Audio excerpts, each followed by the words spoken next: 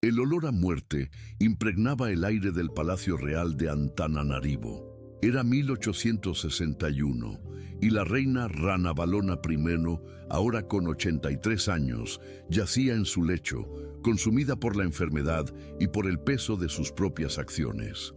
Sus ojos, antes penetrantes e imperiosos, ahora vagaban sin foco por el techo ornamentado de la habitación real. El rostro que un día inspiró terror en todo Madagascar se había reducido a una máscara arrugada y pálida, marcada por décadas de poder absoluto. Los pasillos del palacio, antes bulliciosos de actividad, ahora resonaban con un silencio sepulcral. Los pocos sirvientes que aún permanecían caminaban en las sombras, evitando mirar directamente hacia las habitaciones reales. El miedo, compañero constante durante su reinado de 3 décadas, aún flotaba pesadamente sobre Roba, la ciudad palatina que dominaba la capital de Madagascar. En la penumbra de la habitación real, los únicos sonidos eran la respiración irregular de la reina moribunda y el ocasional tintineo de las cadenas de los prisioneros en las mazmorras de abajo. Incluso en sus momentos finales, Ranavalona mantenía cautivos a aquellos que osaron desafiar su voluntad. Las paredes de madera noble del palacio no conseguían amortiguar completamente los lamentos que subían de las celdas subterráneas. Desde su lecho, la reina aún podía vislumbrar los acantilados de Ampamarinana a través de la ventana. Aquellas rocas escarpadas se habían convertido en el símbolo más visible de su reinado sangriento. ¿Cuántos cuerpos habían caído de aquellas alturas por su orden? Miles de cristianos, nobles disidentes y supuestos hechiceros encontraron su fin en aquel precipicio, sus gritos de terror resonando por el valle antes del silencio final. La habitación real, aunque aún conservaba vestigios de su antigua opulencia, revelaba signos de la misma decadencia que afligía a su ocupante. Tapices descoloridos colgaban de las paredes, mientras el olor a moho comenzaba a sobreponerse a los inciensos que los sirvientes quemaban incesantemente. Los muebles de jacarandá importado, antes relucientes, ahora estaban cubiertos por una fina capa de polvo, como si la propia muerte ya estuviera marcando su territorio. En las calles bajo el palacio, la población de la capital aguardaba en un silencio tenso. La noticia de la enfermedad de la reina se había extendido como fuego, trayendo consigo una mezcla contradictoria de miedo y esperanza. El reinado que redujo la población de la isla casi a la mitad estaba llegando a su fin. ¿Pero qué precio más tendrían que pagar antes del último suspiro de Ranavalona? En sus momentos de lucidez, fragmentos de memoria atormentaban a la reina. El rostro de su difunto marido, el rey Radama I, a quien traicionó para tomar el trono. Las expresiones de horror de los cortesanos mientras ella ordenaba la ejecución de familias enteras. La mirada de desesperación de su propio hijo, el príncipe Rakoto, forzado a presenciar las pruebas del Tangena que ella imponía a los sospechosos de traición. El sol comenzaba a ponerse sobre Antananarivo, lanzando sombras rojas a través de las ventanas del palacio. La luz del crepúsculo pintaba las paredes con tonos sangrientos, como si la propia naturaleza quisiera hacer un último comentario sobre el reinado de la mujer que se convertiría en conocida como la Reina Sangrienta de Madagascar. Allí, abandonada por todos, excepto por los más temerosos sirvientes, yacía la mujer que un día fue la soberana más poderosa que Madagascar jamás conoció. Como una niña nacida en la pobreza, hija de un oficial de baja graduación, se transformó en la monarca más temida de la historia de la isla. ¿Qué fuerza sombría la impulsó a elegir un camino de tanta crueldad? Si esta historia te interesó, no olvides suscribirte a nuestro canal y dar like Dinos desde qué ciudad nos estás viendo. Continuamos. Madagascar de principios del siglo XIX era una isla en profunda transformación. El reino Merina, dominando la meseta central desde Antananarivo, se expandía bajo el mando del joven rey Radama I. Las antiguas tradiciones de los pueblos malgaches comenzaban a mezclarse con las influencias europeas que llegaban por los puertos de la isla, trayendo consigo nuevas ideas, tecnologías y una religión extranjera que amenazaba con sacudir las estructuras ancestrales del poder. En 1792 nació Ramabo, la futura Ranavalona I, hija de Andrián Salamanjaka, un noble menor de la corte merina. Su destino cambió aún en la infancia, cuando su padre descubrió una conspiración contra el rey Andrianam Poinimerina. Al revelar el complot, recibió como recompensa la promesa de que su hija se convertiría en una de las esposas del príncipe heredero Radama. La joven Ramabo creció en los pasillos del poder, observando atentamente las intrincadas redes de alianzas y traiciones que sostenían el reino.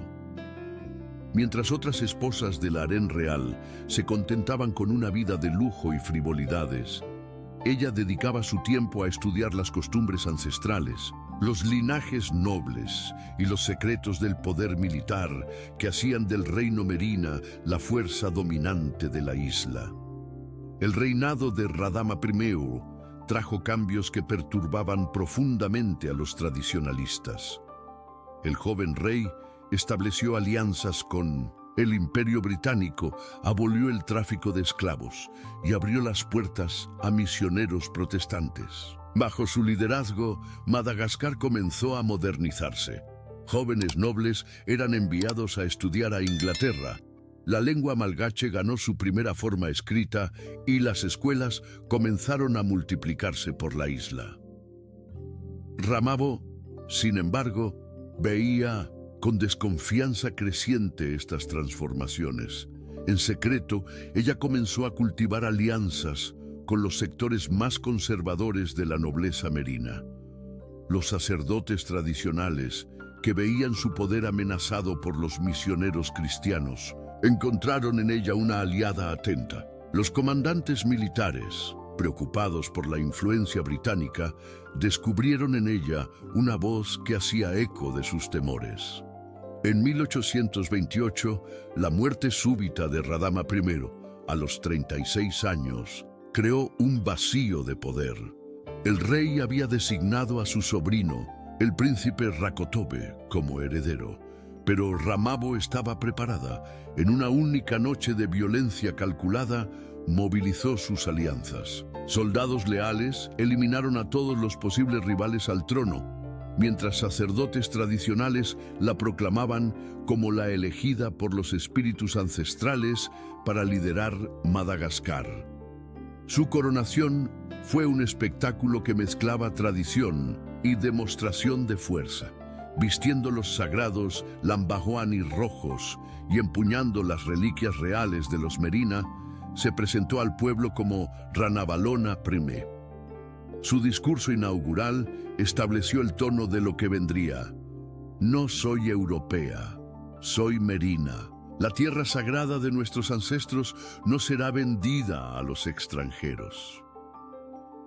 Los primeros meses de su reinado estuvieron marcados por una serie de medidas que consolidaron su poder.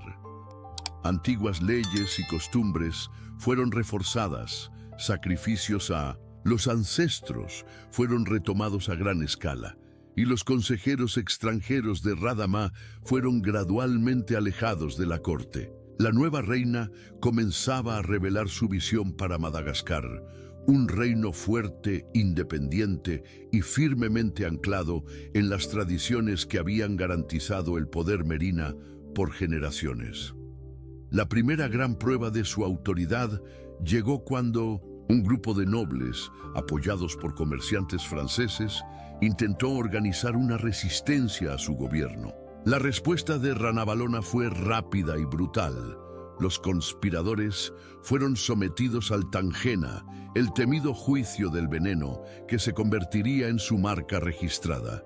Aquellos que sobrevivieron al veneno enfrentaron una muerte aún más cruel. En los acantilados de Ampamarinana, el mensaje estaba dado. Madagascar tenía ahora una reina que no dudaría en usar el terror como instrumento de poder.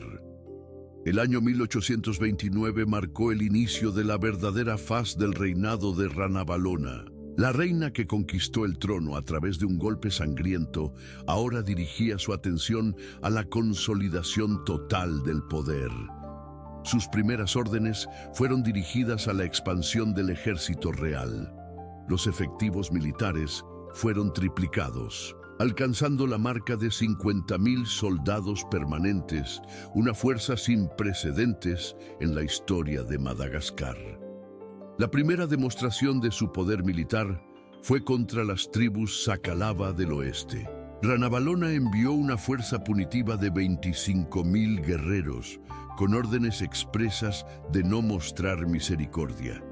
Aldeas enteras fueron quemadas, cosechas destruidas y miles fueron esclavizados. Los jefes que se negaron a jurar lealtad enfrentaron muertes ejemplares, sus cabezas expuestas en lanzas a lo largo de las carreteras principales. Mientras sus tropas avanzaban por el interior, Ranavalona volvió su atención hacia las amenazas internas. La presencia europea, especialmente de los misioneros cristianos, fue identificada como un riesgo al poder tradicional. Inicialmente, su enfoque fue sutil. Nuevas regulaciones dificultaban el trabajo misionero, mientras prácticas religiosas tradicionales eran enfáticamente incentivadas en la corte. La tensión escaló cuando descubrió que algunos nobles de la corte se habían convertido secretamente al cristianismo. La respuesta de la reina estableció un nuevo patrón de crueldad. Los acusados fueron sometidos al Tangena, el veneno extraído de la nuez de una planta local. Aquellos que sobrevivieron al juicio enfrentaron un destino aún peor. Fueron llevados a los acantilados de Ampamarinana y forzados a saltar, mientras sus familias eran obligadas a mirar. El éxito de sus campañas militares trajo una nueva ola de riquezas para el reino. Los despojos de guerra llenaban las arcas reales y caravanas de esclavos capturados llegaban continuamente a la capital. Ranavalona usó estos recursos para recompensar generosamente a sus aliados, creando una red de lealtad basada tanto en el miedo como en la codicia. En 1835, la reina dio su siguiente paso decisivo. Proclamó que el cristianismo estaba ahora oficialmente prohibido en todo Madagascar. Los misioneros europeos recibieron un plazo de una semana para abandonar la isla. Aquellos que vacilaron presenciaron una demostración brutal de lo que aguardaba a los cristianos nativos: conversiones forzadas a los rituales tradicionales, confiscación de propiedades y ejecuciones públicas.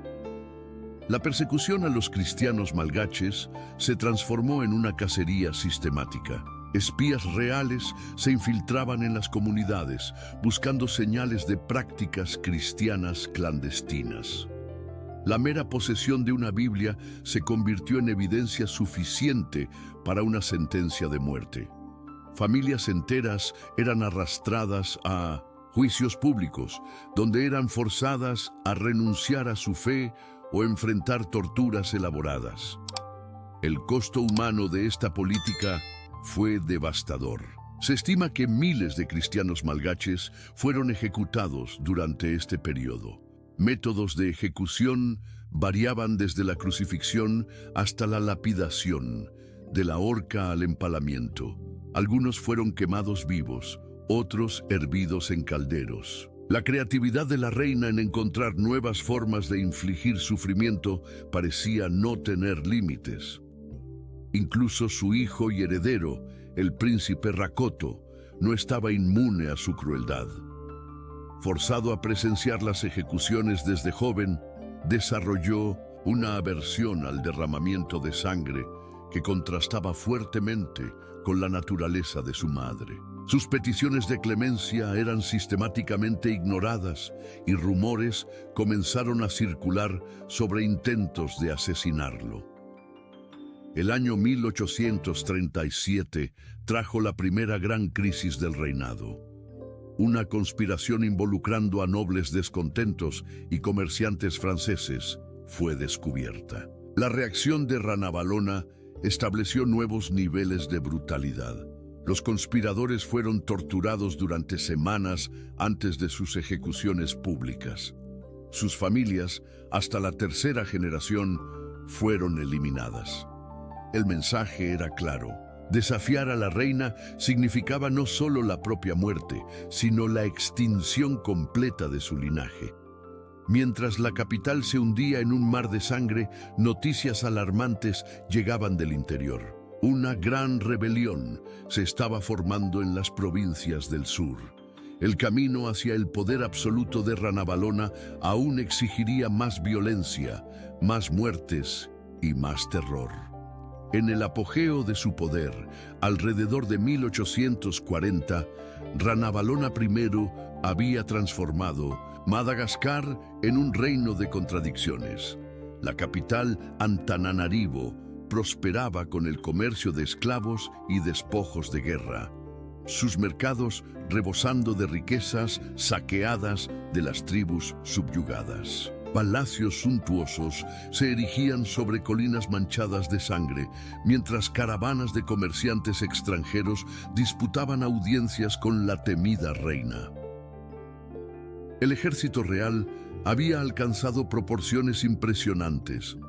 100.000 guerreros marchaban bajo sus órdenes, equipados con mosquetes importados y cañones británicos. Irónicamente, las mismas armas europeas que ella tanto despreciaba se volvieron fundamentales para mantener su poder.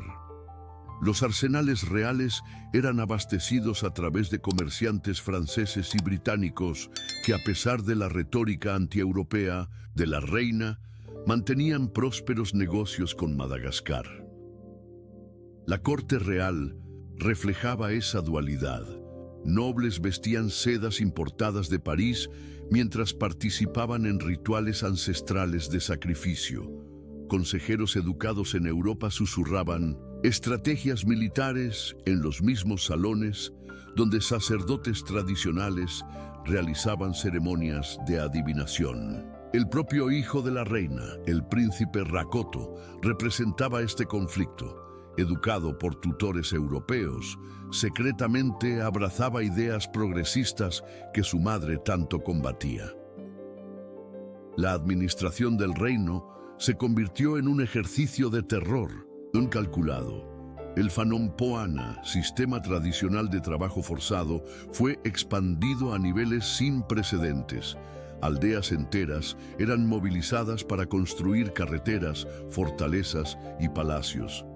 Aquellos que resistían o no cumplían las cuotas establecidas enfrentaban castigos severos. Familias eran separadas, comunidades destruidas, y el hambre comenzó a extenderse por el campo.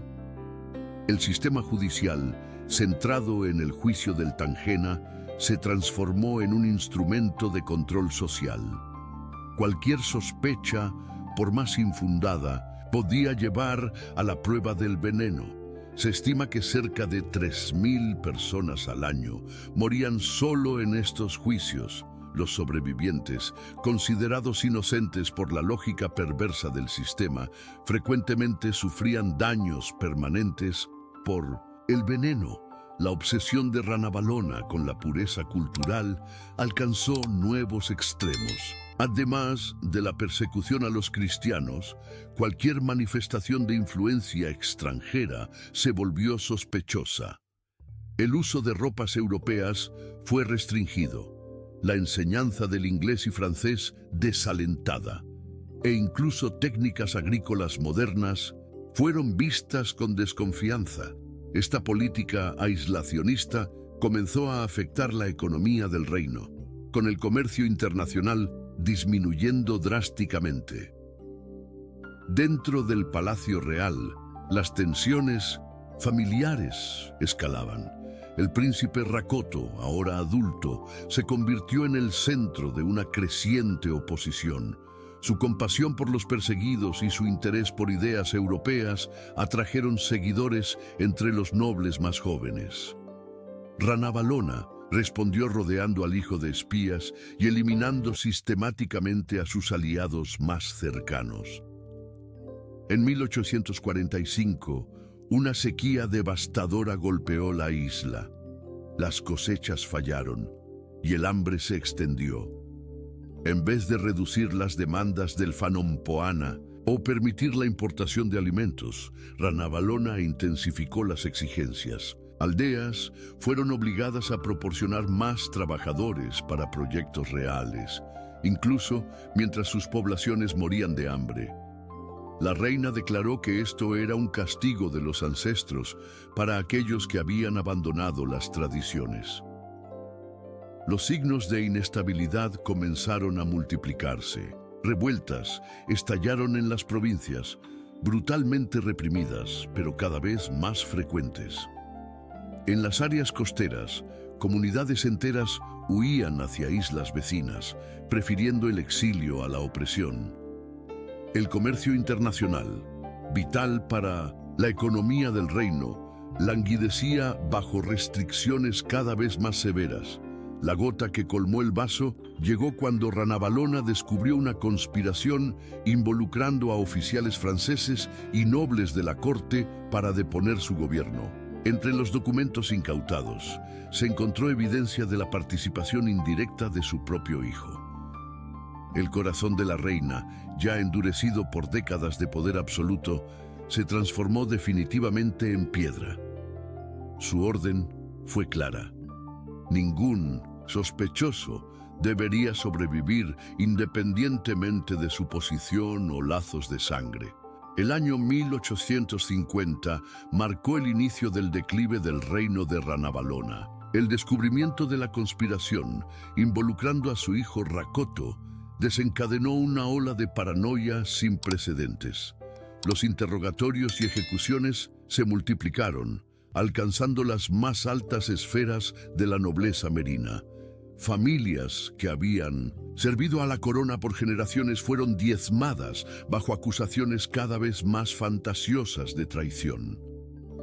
El sistema de espionaje real, ya extenso, se transformó en una red sofocante de vigilancia. Se incentivaba a los sirvientes a denunciar a sus amos, a los hijos a traicionar a sus padres, a las esposas a delatar a sus maridos. El miedo penetró cada aspecto de la vida social. Las conversaciones cesaban cuando extraños se acercaban, los amigos evitaban reunirse, e incluso las ceremonias tradicionales de los ancestros se convirtieron en ocasiones tensas, donde cada palabra era medida. La economía del reino entró en colapso acelerado. El aislamiento comercial impuesto por Ranavalona, combinado con las demandas insostenibles del Fanompoana, devastó la producción agrícola. Aldeas enteras fueron abandonadas, sus habitantes huyendo a los bosques para escapar del trabajo forzado. Los mercados de la capital, antes vibrantes, ahora exhibían estanterías vacías. Incluso los nobles más ricos comenzaron a sentir el peso de la escasez. La situación del príncipe Rakoto se volvió especialmente precaria. Confinado al palacio bajo constante vigilancia, asistía impotente al sufrimiento del pueblo. Sus intentos de intervenir a favor de los acusados eran recibidos con amenazas veladas. La reina, consumida por la desconfianza, llegó a considerar su ejecución, siendo disuadida solo por el temor a una revuelta popular, ya que el príncipe era amado por el pueblo. Las potencias europeas, cansadas de las políticas aislacionistas y de la persecución a sus ciudadanos, comenzaron a planear intervenciones militares. Barcos de guerra franceses y británicos realizaban demostraciones de fuerza a lo largo de la costa. Ranavalona respondió fortificando las ciudades costeras y ordenando la ejecución sumaria de cualquier extranjero que intentara penetrar en el interior sin autorización. El clero tradicional, antes su más fuerte aliado, comenzó a mostrar signos de inquietud. Los rituales de adivinación, cada vez más frecuentes por insistencia de la reina, traían presagios sombríos. Los sacerdotes, temiendo ser culpados por las malas noticias, comenzaron a evitar el palacio. Algunos llegaron a huir a regiones remotas, prefiriendo el exilio a arriesgar la ira real. El hambre, que ya castigaba el interior, alcanzó la capital. Las calles de Antananarivo, antes limpias y ordenadas, se llenaron de personas desesperadas en busca de comida. El ejército, antes herramienta eficaz de control, se convirtió en una fuente de preocupación. Soldados mal pagados y mal alimentados comenzaron a desertar en números alarmantes. Algunos se unieron a bandas de saqueadores que aterrorizaban el campo. En su creciente aislamiento, Ranavalona intensificó las prácticas místicas. Sacrificios humanos, hace mucho abandonados por los Merina, fueron secretamente reintroducidos en los rituales del palacio. Las noches eran llenadas con los cánticos de los sacerdotes y el sonido de los tambores, mientras la reina buscaba desesperadamente el favor de los ancestros. El punto de ruptura llegó cuando una nueva ola de hambre coincidió con una epidemia devastadora. Las prácticas tradicionales de curación, favorecidas por la reina en detrimento de la medicina europea, resultaron ineficaces. Los cuerpos se acumulaban en las calles de la capital, mientras los sobrevivientes huían en masa. La población de Madagascar, que ya había sido reducida a la mitad durante su reinado, enfrentaba ahora su mayor crisis. En sus aposentos reales, Ranavalona recibía informes cada vez más alarmantes. Revueltas estallaron simultáneamente en varias provincias. La nobleza, antes sumisa, comenzó a articularse abiertamente contra su gobierno. Su propio hijo, el príncipe Rakoto, establecía contactos secretos con potencias europeas. Una tormenta se estaba formando, y ni siquiera el terror que ella había cultivado por tanto tiempo sería suficiente para contenerla. Los últimos años del reinado de Ranavalona estuvieron marcados por una espiral descendente de aislamiento y derrotas. En 1857, la reina, que un día comandó el más poderoso ejército de la historia de Madagascar, se encontraba prácticamente prisionera en su propio palacio. Las revueltas en las provincias se habían transformado en una rebelión generalizada, e incluso la lealtad de la Guardia Real estaba en cuestión. El colapso económico alcanzó niveles catastróficos. El sistema monetario del reino, basado en las monedas de plata acuñadas por la propia Ranavalona, perdió todo valor. Los mercados cerraron sus puertas. El comercio internacional cesó completamente, e incluso las familias más nobles comenzaron a pasar necesidades. Las calles de la capital, antes vibrantes, se volvieron desiertas, excepto por los grupos de refugiados hambrientos que buscaban refugio. La autoridad de la reina, que por tanto tiempo se había sostenido a través del terror, comenzó a ser abiertamente desafiada. Nobles que antes temblaban en su presencia, ahora se negaban a acudir a las convocatorias reales. Los rituales de la corte, tradicionalmente ejecutados con precisión meticulosa, eran descuidados o realizados apresuradamente por sirvientes desinteresados. El propio Palacio Real, símbolo máximo del poder merina, comenzó a mostrar signos de deterioro. En 1858, una serie de revueltas coordinadas en las provincias costeras forzó a Ranavalona a enfrentar la realidad de su situación. Su ejército, Antes formidable, estaba reducido a menos de la mitad por deserciones y enfermedades. Los intentos de reclutar nuevos soldados encontraban resistencia pasiva. Aldeas enteras desaparecían en el bosque al aproximarse los reclutadores reales. Por primera vez en su reinado, la reina fue forzada a negociar con rebeldes en vez de simplemente aplastar la oposición.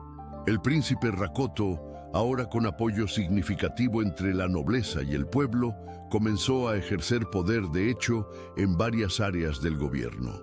Sus órdenes, frecuentemente contradiciendo las directrices de su madre, eran cada vez más obedecidas por los funcionarios del palacio. La Guardia Real, tradicionalmente leal solo a la reina, pasó a dividir su lealtad con el príncipe heredero. El deterioro físico y mental de Ranavalona se volvió imposible de ocultar. Sus apariciones públicas, antes cuidadosamente orquestadas para inspirar terror y admiración, se volvieron raras y desorganizadas. Los pocos que aún tenían acceso a las habitaciones reales relataban episodios de furia, alternados con períodos de melancolía profunda. La reina pasaba horas conversando con los espíritus de los ancestros, buscando orientación que nunca parecía llegar. El juicio popular de su reinado comenzó antes incluso de su muerte. En las calles de Antananarivo, personas comunes osaban ahora hablar abiertamente sobre los horrores de las últimas décadas. Historias de ejecuciones en masa, antes susurradas solo entre paredes seguras, eran ahora discutidas en los mercados. Familias que habían perdido parientes por el Tangena o por los acantilados de Ampamarinana comenzaron a mantener registros escritos de sus muertos.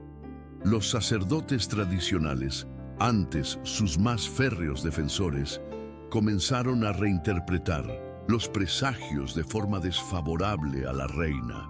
Las ceremonias de adivinación, que por tanto tiempo habían legitimado sus decisiones más crueles, ahora predecían consistentemente desgracia y ruina. El clero tradicional, percibiendo el cambio de los vientos políticos, comenzó a aproximarse discretamente al príncipe Rakoto. En 1860, un consejo secreto de nobles, liderado por miembros sobrevivientes de las antiguas familias reales, se reunió para discutir el futuro del reino. El documento producido en este encuentro, aunque nunca presentado oficialmente, constituyó un verdadero juicio histórico del reinado de Ranavalona. Sus políticas fueron condenadas como contrarias a las leyes de los ancestros y a la propia naturaleza del pueblo merina. El texto estimaba que la mitad de la población de Madagascar había perecido bajo su gobierno. Principios de 1861, mientras la reina languidecía en sus aposentos, el veredicto popular ya estaba claro. Su reinado sería recordado como una era de tinieblas sin precedentes en la historia de Madagascar. El terror que ella había utilizado como instrumento de poder por tanto tiempo ahora se volvía contra su memoria. La cuestión ya no era si su gobierno llegaría al fin, sino cuánto daño adicional aún podría causar antes de su inevitable muerte. En la madrugada del 16 de agosto de 1861, Ranavalona I, la reina que transformó Madagascar en un reino de terror, finalmente exhaló su último suspiro. El silencio que siguió en sus aposentos contrastaba drásticamente con los sonidos de celebración que pronto tomarían las calles de Antananarivo. Su cuerpo, aún envuelto en las vestiduras reales rojas, yacía solo, un fin solitario para quien gobernó a través del miedo durante 33 años. La noticia de su muerte se esparció por la capital como fuego. El protocolo real exigía luto oficial, pero las lágrimas derramadas en público enmascaraban sonrisas de alivio. El príncipe Rakoto, ahora Radama II, asumió inmediatamente el trono. sus primeras órdenes enfocadas en deshacer las políticas más opresivas de su madre. Las prisiones fueron abiertas, los exiliados llamados de vuelta y las persecuciones religiosas cesaron. El funeral de Ranavalona expuso las contradicciones de su legado. Mientras los rituales tradicionales exigían honores máximos para una reina merina, el pueblo apenas contenía su alegría. Su cuerpo fue preparado según las costumbres ancestrales y llevado en procesión hasta el Roba, el complejo palaciego que sería su último destino. Las paredes que un día presenciaron sus órdenes más crueles, ahora guardaban sus restos mortales. La primera acción concreta del nuevo reinado fue la destrucción sistemática de los instrumentos de terror de Miru, Ranavalona. Los lugares de ejecución fueron desmantelados, las cámaras de tortura cerradas y el stock real de tangena quemado en una ceremonia pública.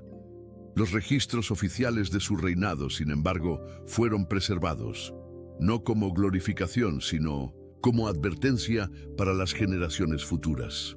El destino reservó una ironía particular para su memoria. El mismo cristianismo que ella intentó erradicar con tanto empeño floreció tras su muerte, convirtiéndose eventualmente en la religión predominante en Madagascar.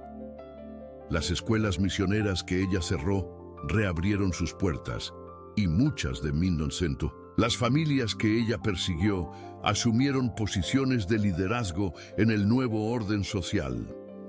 Las consecuencias de su reinado resultaron duraderas y complejas. La población de Madagascar, estimada en 5 millones antes de su ascenso, había sido reducida a la mitad. Comunidades enteras habían desaparecido. Tradiciones ancestrales fueron corrompidas por el uso del terror, y lazos sociales básicos fueron destruidos por décadas de desconfianza forzada. Paradójicamente, sus políticas aislacionistas tuvieron un efecto no intencionado. Al resistir la influencia europea, involuntariamente preservó la independencia de Madagascar por algunas décadas. Mas, el reino que ella dejó, aunque traumatizado, se mantuvo como una de las últimas naciones africanas en caer bajo el dominio colonial directo. Su figura histórica se convirtió en objeto de intenso debate.